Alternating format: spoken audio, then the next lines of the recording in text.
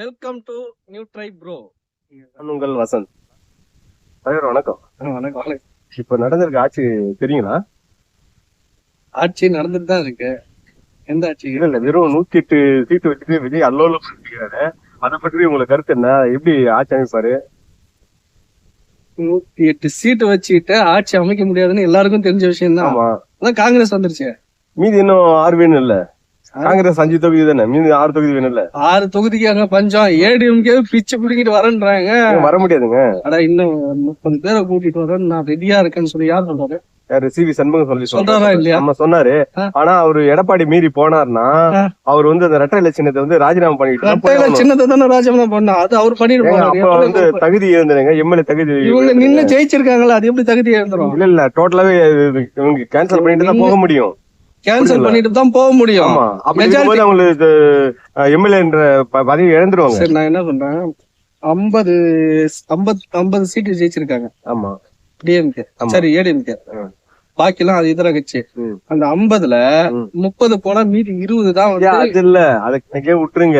இப்ப இன்னொரு ட்விஸ்ட் நடந்துட்டு இருக்கு தெரியுங்களா? இடதுசாரிகளும் திருமாவும் உள்ள வரதா பேச்சுவார்த்தை போயிட்டு. அதுதான் இப்ப நான் கேட்க வரேன். இது முன்னே இந்த விஷயத்த முடியுமா, அப்புறமா அதை கேட்போம். சொல்லுங்க. ஏடிஎம்கே என்ன பண்ணுது? ஏடிஎம்கே வந்து பிடிச்சிட்டு போகுது, முடியாதுன்னு நீங்க ஏடிஎம்கே போக முடியாதுங்க. இப்ப கூட நியூஸ் 5 நிமிஷம் கூட ஆகல. நான் ஓப்பனா சொல்றேன், 5 நிமிஷம் தான் ஆகுது. நியூஸ்ல என்ன சொல்லிருக்காங்கன்னா, ஏடிஎம்கேல இருந்து இவரு பிச்சுட்டு போறாங்க. அப்ப நியூஸ் ரிப்போர்ட்டருக்கு தெரியாது, செய்தி டிவி தெரியாதா? ரிப்போர்ட்டருக்கு ஒரு டிவி நிர்வாகம் பண்றவங்களுக்கு நீங்க சொல்ற விஷயம் சார் தான். என்ன பொறுத்து நான் பாமர மக்களா கேள்வி கேட்கிறேன். எனக்கு வந்து எனக்கு தெரியல, அதான் உங்ககிட்ட கேக்குறேன்னு வச்சுங்களா. அதாவது ஒரு பத்திரிகை ஊடகத்துறை வீடியோ எடுத்து இந்த வீடியோல என்ன சொல்றாங்க, 30 எம்எல்ஏக்களை சிபி சண்முகம் கூட்டிட்டு போறாரு அப்படின்னு சொல்றாங்கன்னா ஊடகம் போய் சொல்லுதா? இல்ல அப்படி போனா உண்மையாலுமே இப்ப வந்து கரெக்ட் தான். எடப்பாடியோட ஒப்புதலோட போனார்னா அங்க போயிட்டு நிலைச்சு நிக்கலாம், ஆதரவு தரலாம், பண்ணலாம். அதுக்கு வந்து அவங்க 30 சீட்டு போடுறது டோட்டலாவே போயிடலாமே கூட்டோட. எடப்பாடி வந்து துணை முதல்ல வாங்கிக்கலாமே. அதுக்குதான் அவரு கேட்டாரு, அது கொடுக்க மாட்டேன்ட்டாங்களாமே. அப்படிலாம் எதுவும் கிடையாது. ஊடகம் ஏதோ தவறான செய்தி போட்டிருக்காங்க. ஊடகம் எப்படி தவறான செய்தி கொடுக்கும்? எவ்வளவு செய்தி நடக்குதுங்க. நான் கேக்குறேன், தவறான செய்தி கொடுக்கும் நடக்குங்க. அப்படிங்களா? ஒட்டுமொத்த ஊடகம் ஒரு ஊடகம் இல்ல, ஊடகத்தை நான் சொல்லல. சோசியல் மீடியாவில யாரா யூடியூப்ல பேசுறது நீங்க சொல்லிருப்பீங்க. யூடியூப்ல பேசுறது இல்ல, டிவி சேனல்ல தானே போட்டுட்டு இருக்காங்க. அது வருது, நியூஸ் பேப்பர்ல வருது. தவறான தகவல், அது வந்து நம்பகமான தகவல் கிடையாது. அப்படி இருக்கும்போது அவங்க 30 வரும்போது ஏன் இவங்க காங்கிரஸ் மல்லு கட்டிட்டு இருக்கிறாங்க? 30 வந்தாவே மெஜாரிட்டி ஆயிடுது.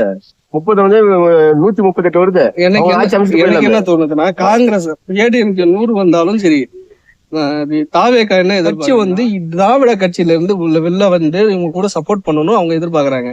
அதாவது வந்து பாத்தீங்கன்னா பாஜக எதிர்த்து ஆட்சி பண்ணணும்ன்ற மாதிரி தோணுது எனக்கு. இல்ல அதெல்லாம் தவறான. இல்ல பாஜக கூட கூட்டணி அமைச்சிருவாங்க. பாஜக கூட்டணி வராதுங்க. நிறைய பேர் சொல்றாங்க, எனக்கு சின்ன சந்தேகம். நிறைய பேர் என்ன சொல்றாங்கன்னா, பாஜக கூட விஜய் கூட்டணி போட்டுட்டு தான் உள்ள வந்திருக்காரு, பாஜக சொல்லிதான் வந்திருக்காருன்றாங்க. இல்ல அது வந்து உண்மையா தவறான. அப்படி வந்து அதிமுக கூட போயிட்டு சீட்டு கேட்டு டோட்டல் அதிமுக வந்திருக்குமே. டோட்டல் அதிமுக விஜயோட கூட்டணி வச்சிருக்கலாமே. விஜய் கூட கூட்டணி வச்சிருக்கலாம். இடத்துல வந்து அமித்ஷா வந்து எடுத்துக்க மாட்டாரு. என்ன மூக்க வச்சிருப்பாரு தமிழ்நாட்டு அரசியல். காலையிலேயே வந்து இவரு சொல்லிட்டாரு, பிரதமர் எதுக்கு ராகுல் காந்தி சொன்னாரு. அவர் பிரதமர் என்ன சொல்லிருக்காரு, கூட்டணி அமைங்கன்னு தானே சொல்லிருக்காரு. எந்த ஒரு எதிர்பார்ப்பும் இல்லாம வாழ்த்துக்கள் சொல்றது எல்லாத்தையும் நம்ம எடுத்துக்க முடியாது. ஏன் இதே பார்த்தா உதயநிதி ஸ்டாலின் கூட விஜய் புதிய ஆட்சிக்கு வாழ்த்துக்கள் தான் சொன்னாரு. வாழ்த்து சொல்ல வந்து சேர்ந்துட்டோம்னு அர்த்தமா? வாழ்த்து சொன்னாருன்னு சொல்லல. நான் என்ன சொல்றேன்னா, பிரதமர் என்ன மென்ஷன் பண்ணிருக்காருன்னா, கூட்டணி அமைங்க, அதாவது எந்த ஒரு எதிர்பார்ப்பும் இல்லாம கூட்டணி அமைச்சு ஆட்சியை தொடங்குங்கன்னு சொல்லியிருக்காரு. யாரு சொன்னது? பிரதமர். அப்ப அவர் யாரு சொல்லுவாரு? அவங்க வந்து அதிமுக சொல்லுவாரா? சரி, ஓகே, உங்க வாதப்படியே வர. இப்ப வந்து அப்படி அதிமுகவும் பிஜேபி ஒண்ணு சேர்ந்தா வைக்கிறதா பிரதமர் சொன்னதாக இருக்கட்டும். அப்படி இருக்கும்போது காங்கிரஸ் உள்ள வந்துச்சுன்னா ஆளுங்கட்சி, அதாவது மத்தியில இருக்கிற பிஜேபியும் காங்கிரஸும் ஒரே கூட்டணி இருக்குமா? அதை யோசிக்கணும் இல்ல. அதுதான் ரெண்டு ஆப்போசிட் எப்படி ஒரு கூட்டணி இருப்பாங்க? அதுதான் நான் கேக்குறேன். டோட்டலா தவறு. டோட்டலா தவறு. என்ன நடக்க போகுது? இன்னொரு கேள்வி, இருந்து காங்கிரஸ் தனிச்சு வந்து இது கூட வந்துச்சு. ஆமா, கூட்டணி அலௌன்ஸ் பண்ணிட்டாங்க. 5 தான் ஜெயிச்சிருக்காங்க. ஒரு மந்திரி பதவி 11. ஆமாங்க, 11ல 5 வந்துருச்சு. பாக்கி சொல்ல 6 இருக்குது. அந்த 6 யார்கிட்ட இருக்குது? திமுக கூட்டணியில இருக்காங்க 3 பேரு. அவங்கதான் வர்றதுக்கு தயாரா இல்லையே. இல்ல வருவாங்க.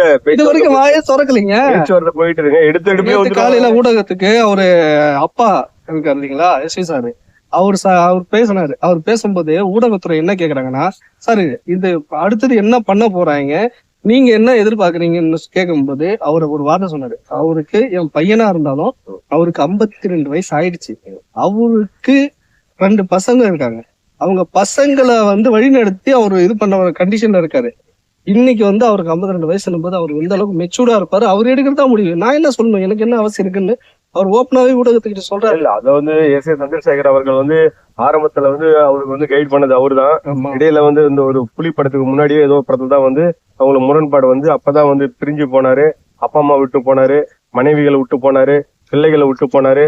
இன்னைக்கு வந்தாரு. இப்ப அதுதான் எல்லாம் சொல்லிட்டு மனைவி பிள்ளைகளை விட்டுட்டு போனாருன்னு சொன்னாங்க. ஜெயிச்சாரு. இன்னைக்கு அபார வெற்றி. அதாவது தமிழ்நாட்டு அரசியல்ல இது போல ஒரு திருப்பத்தை இது வரைக்கும் எதிர்பார்க்காது. 60 ஆண்டு காலம் திராவிட கட்சிகள் ஆட்சி கொண்டு வந்தது. இன்னைக்கு திராவிட கட்சிகள் ஆட்சி இல்லாம கழகங்களே இல்லாத ஒரு ஆட்சி தலைவரான விஜய் அவர்கள் முறியடித்து 108 சீட்டு பெற்று வெற்றி பெற்றிருக்கார். அதை நம்ம வார்த்தை சொல்லிக்கலாம். இப்ப என்னன்னா ஆட்சி அமைக்கப்படுறது இன்னும் 6 சீட்டு வேணும். அதுக்கு என்ன வழின்னு சொல்லுங்க. அதான் நான் உங்களை கேக்குறேன், நீங்க என்னையா கேக்குறீங்க பாத்தீங்களா? நான் ஆரம்பிச்சது எங்க என்ன வழின்னு கேட்டேன். என்ன சொல்ற, சுத்தி வளைச்சு ஏன்ட்டு என்ன வழின்னு கேட்டா நான் என்ன சொல்றேன், அதுக்கு அதிமுக கூட தான் கூட்டணி போட இல்ல. இவங்க 3 பேரும் வராங்க, 6 சீட்டோட வராங்க, ஆட்சி அமைக்க போறாங்க. அவரு சொன்ன மாதிரி அவரு விஜய் கொள்கை எதிரி யாருன்னா பிஜேபி, அரசியல் யாருன்னா திமுக, விஜய்க்கு. அப்படி இருக்கும்போது திமுக அதிமுக கூட பிஜேபி கூட்டணி இருந்தால ஒருபோதும் விஜய் அவர்கள் அதிமுக கூட கூட்டணி வைக்க மாட்டார். எனக்கு இன்னும் நான் இந்த கேள்விக்கு கண்டிப்பா நீங்க பதில் சொல்றீங்களா? சரி, பாமக அவங்க நாளைக்கு கூட்டணி வைக்காங்க விஜய் கூட, உங்களுக்கு ஏதாவது அதிருப்தி இருக்குமா? இல்ல அவங்க வைக்க முடியாது. ஏன்னா ஏற்கனவே அதிமுக மேல் சபை வாங்கிட்டாங்க. அவங்க என்னது மேல் சபை ஒரு சீட் ஒண்ணு வாங்கிட்டாங்க. அப்ப அதிமுக தான் உங்களுக்கு கொடுத்துருக்கு. அப்ப அங்க கொடுத்துருக்கும் போது நீ இங்க எப்படி வர முடியும்? வர முடியாது. வரும்போது எல்லாத்தையும் கொடுத்துட்டு வந்துடணும். ஆமா, அது ராஜினாமா பண்ணவே வந்துடும். அதனால அவர் வர முடியாது. அப்படியே 5 சீட் எடுத்துட்டு வந்தாலும் அப்பயும் ஒரு சீட்டு இங்க இடிக்குது. அது சாத்தியப்படாது. அதை விட்டு ஓர வைங்க. அவர் வரமாட்டாரு. சரி, காலையில பாப்போம். நெக்ஸ்ட் காலையில பாக்கதான் போறீங்க. நாளைக்கு ஒரு ஆர்ப்பாட்டம் இருக்கு. தலைவர் திருமா அவர்கள் ஆர்ப்பாட்டம் அறிவிச்சுக்கிறாரு. 2 இடதுசாரிகளும் சேர்ந்து திருமா அவர்களும் சேர்ந்து நாளைக்கு ஒரு 7ஆம் தேதி ஆர்ப்பாட்டம் இருக்கு. மத்திய கவர்மெண்ட் கண்டிச்சு ஆர்ப்பாட்டம் நடத்துறாங்க. அதுக்கு முன்னாடிதான் இவரு இது நாளைக்குதான் பதவி இருக்கிறேன்னு சொல்லி. இல்ல அது ஒத்திவைக்கப்படும். எப்ப இல்ல இன்னும் டைம் ஆகல, ஒத்தி வைக்கப்படும். அதெல்லாம் தெரியுங்க, நம்மளா யாரு நமக்கு தெரியும். அதெல்லாம் ஒத்தி வைக்கப்படும். ஒத்தி வச்சுட்டு இன்னும் 2-3 நாள்ல அவங்க 2-3 பேர் வராங்க, ஆட்சி அமைக்கிறாங்க. இப்ப காங்கிரஸுக்கு ஒரு ஊடகம் சொல்றது போய் நாமளும் ஊடகம் தாங்க. இப்ப நம்மளும் பேசும்போது இது ஒரு ஊடகம், இந்த ஊடகம் சொல்றது பொய்யும் சொல்லு, ஊடகம் சொல்றது பொய்யும் சொல்லல. அவர் பேசி இருக்கலாம், ஆனா வர்றதுக்கு வாய்ப்பு இல்லைன்னு சொல்றேன். புரியுதுங்களா? பேசிருக்கலாம், வர்றதுக்கு வாய்ப்பு இல்ல. இப்ப காங்கிரஸுக்கு ஒரு மந்திரி பதவி கொடுத்துட்டாங்க. 3 பேர் இருக்கிறாங்க. வந்தாங்கன்னா ஆளுக்கு ஒரு மந்திரி பதவி இருக்கு. தாவேக தலைவர் விஜய் ஆனா ஒரு விஷயத்துல பாராட்டலாம். வந்தாரு, செஞ்சாரு. தமிழ்நாட்டு அரசியல கூட்டாட்சி முறையை கொண்டு வந்தது விஜய் அவர்கள். அதுக்கு நிறைய இடத்துல நானும் கேட்டேன். உங்ககிட்ட இன்னொரு கேள்வி கேக்குறேன். இப்ப ஆட்சியில பங்கு தரேன்னு சொன்னார்ல, தாவேக தலைவர் சொன்னார். ஆமா, தராதுங்க, தரலாம் சொல்லி தராதுங்க. இப்போ மந்திரி ஒண்ணு தந்துக்கிறாங்க. எனக்கு மந்திரி பதவியில காங்கிரஸ் ஒண்ணு தந்துக்கிறாரு. அப்ப நீங்க தாவேகாவை ஏத்துக்கிறீங்க? இல்ல ஏத்துக்கல, அவங்க சொன்னதை அவங்க செய்யறாங்க. நான் ஏத்துக்கலாம் சொல்லாங்க, நான் எப்படி ஏத்துக்க முடியும்? தலைவர் சேராத வரைக்கும் நீங்க ஏத்துக்க மாட்டீங்க. அப்படிலாம் எதுவுமே கிடையாது. எனக்கு யாரெல்லாம் இடதுசாரிகளோ அவரெல்லாம் நான் ஏற்றுக்குவேன். அதை என்னுடைய சுபாவம். ஏன்னா எப்பவுமே இடதுசாரி இதெல்லாம் ஒரு நல்ல மனிதன் இடதுசாரி ஏத்துக்குவான். சரி, புரியுங்களா? மக்களுக்கு பொறுத்தளவு விஜய் தான் அதாவது தாவேக தலைவர் தான் பாத்தீங்கன்னா நாளை முதல்ல ஒரு ஆசை அவங்களுக்கு. அதுக்காக தான் இப்ப ஓட்டு போட்டு தேர்ந்தெடுத்துட்டாங்க. மக்கள் பண்ணதுல ஒரே ஒரு மனவர்த்தம் தமிழ்நாட்டுக்கு எது சொல்லுங்க, ஸ்டாலின் சார் அவரை பாத்தீங்கன்னா குளத்தூர் அடிக்கிறாங்க. அது உள்ளபடியே வருத்தப்பட குளத்தூர் துரோகம் செய்து விட்டார்கள். அதுல எந்த மாற்று கருத்தும் கிடையாது. அந்த துரோகி செய்த மக்களுக்கு சரியான பாடம் கிடைக்கும் என்று நம்புகிறோம். என்ன நடந்தாலும் நடக்கட்டும், ஒன்றும் பிரச்சனை கிடையாது. இன்னொரு விஷயம் கேள்விப்பட்டீங்களா? சோசியல் மீடியால போயிட்டு இருக்கு, திமுக விசஸ் அதிமுக ஆமா கூட்டணி வைக்க போறதா ஒரு தகவல். அதெல்லாம் நான் நேத்தே கேட்டுட்டேன், இல்ல முடியாதுன்னு தான் நீங்க சொல்றாங்களா? போயிட்டு இருக்கு சொல்றேன். ஒருவேளை அவங்க கூட்டணி வச்சுட்டா என்ன நடக்கும்னு நினைக்கிறீங்க? ஒண்ணும் நடக்குது, ஆளுக்கு 2 வருஷம் ஆட்சி பிரிச்சுட்டு போக வேண்டியதான். சரி, ஓகே. இப்ப விஜய் சொன்ன மாதிரி, விஜய் தலைவர் சொன்ன மாதிரி, அதாவது ரெண்டுமே வந்து தமிழ்நாட்டுல கோலோச்சிய கட்சி, அதாவது ஆட்சியில் இருந்த கட்சி. இவங்களுக்கு பாதி ஆண்டு, உங்களுக்கு பாதி ஆண்டு, 60 ஆண்டுகள், ஆளுக்கு பாதி ஆண்டுகள் வந்து அது அவங்களுக்குள்ள அது பேசி முடிவு எடுக்கணும். இது நடக்குமா, சாத்தியமாகுமா? இல்ல, ஒருவேளை விஜய் அவர்களை வந்து ஒழிச்சு கட்டணும், வரவே கூடாது அப்படின்னு நினைச்சாங்கன்னா வரலாம். ஆனா அது வந்து ஜனநாயக அதிமுக கூட கூட்டணி போடுற நிலைமை வந்துடுச்சு. இவங்க பாஜக கூட இணைஞ்சிருக்காங்களே, திமுக என்ன எதிர்பார்க்கும்? என்ன இல்ல அப்ப அவங்க பாஜக கூட இணைந்து இருந்தால் அவங்க வந்து பாஜக கைட்டு விட்டுட்டு தான் வர மாதிரி வரும். பாஜகவை கைட்டு விட்டுட்டு, ஏன்னா ஒரே ஒரு தொகுதி தானே போனா போட்டு கைட்டு விட்டு தான் வந்தாங்க, வேற வழி கிடையாது. சரி, ஒரு தொகுதி போச்சுனால இவங்கள பாதி போயிடுச்சு, அப்புறம் எப்படி ஆட்சி அமைக்க முடியும்? தாராளம் பண்ணலாங்க, தாராளமா ஆட்சி அமைக்கலாம். 56 52ல இது இவங்களது ஒரு 76. ஏங்க 76ல சொல்ல முடியாது, இதுல 12 போயிடும். தலைவர் 12 குறைச்சிருச்சு, 50 சில்லறதான் வருது. இல்ல இவங்க ஒருவேளை அப்படி அமைச்சாங்கன்னா இடதுசாரிகள் விடுதலை சேர்த்து கட்சி போவாது, அங்கதான் நிக்கும். ஒருவேளை இவங்க போவாது இருந்தாங்கன்னா, சுச்சுவேஷன் வந்துச்சுன்னா இவங்க என்னன்னு வர மாட்டாங்க. ஒருவேளை இவங்க போகல அப்படின்னா, இல்ல நான் என்ன கேக்குறேன்னா, இவங்க போனதுக்கு அப்புறம் இந்த முடிவு எடுத்துட்டாங்கன்னா, அது இப்படி முடிவு எடுக்க மாட்டாங்க, ஆட்சி அமைச்சிருவாங்களே.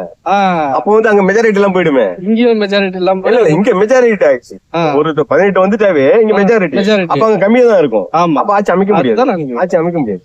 சரி, இன்னைக்கு வந்து ஆட்சி யார் அமைக்கிறாங்கன்றதை விட நாளைய வருங்காலம் எப்படி இருக்குன்றது தான் நம்ம ரொம்ப முக்கியமான விஷயம். இன்னைக்கு தாவேகா தலைவர் வந்தாலும் அவர் நிறைய வாக்குறுதிகள் கொடுத்திருக்காரு.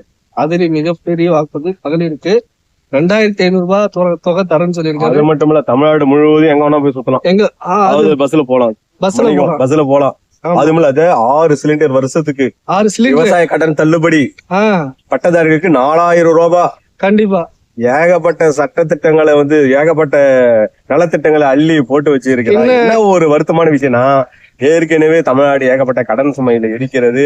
இது எப்படி செய்யும் போது இது சாத்தியப்படுமா படாதா பொறுத்து இருந்து பார்ப்போம். இது வரைக்கும் வந்து பாத்தீங்கன்னா நியூட்ரல் சேனலை சப்ஸ்கிரைப் பண்ணுங்க, கூட பெல் பட்டனை பிரஸ் பண்ணுங்க.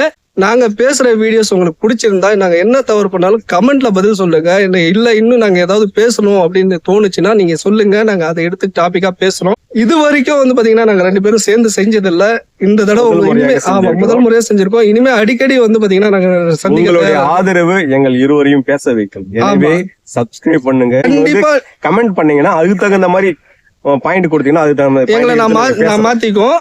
சரிங்களா? 2வது ஒரு விஷயம், கண்டிப்பா நீங்க ஷேர் பண்றீங்க, சப்ஸ்கிரைப் பண்றீங்களா இல்ல, லைக் கண்டிப்பா பண்ணிடுங்க. ஏன்னா உங்களுக்கு பிடிச்சிருக்குன்னா லைக் பண்ணுங்க. ஒரு சிலருக்கு வந்து கமெண்ட் பண்ண பிடிச்சிருக்காது, அதனால லைக் பண்ணாம மறந்துடாதீங்க, கண்டிப்பா லைக் பண்ணுங்க. தேங்க்ஸ் ஃபார் வாட்சிங்.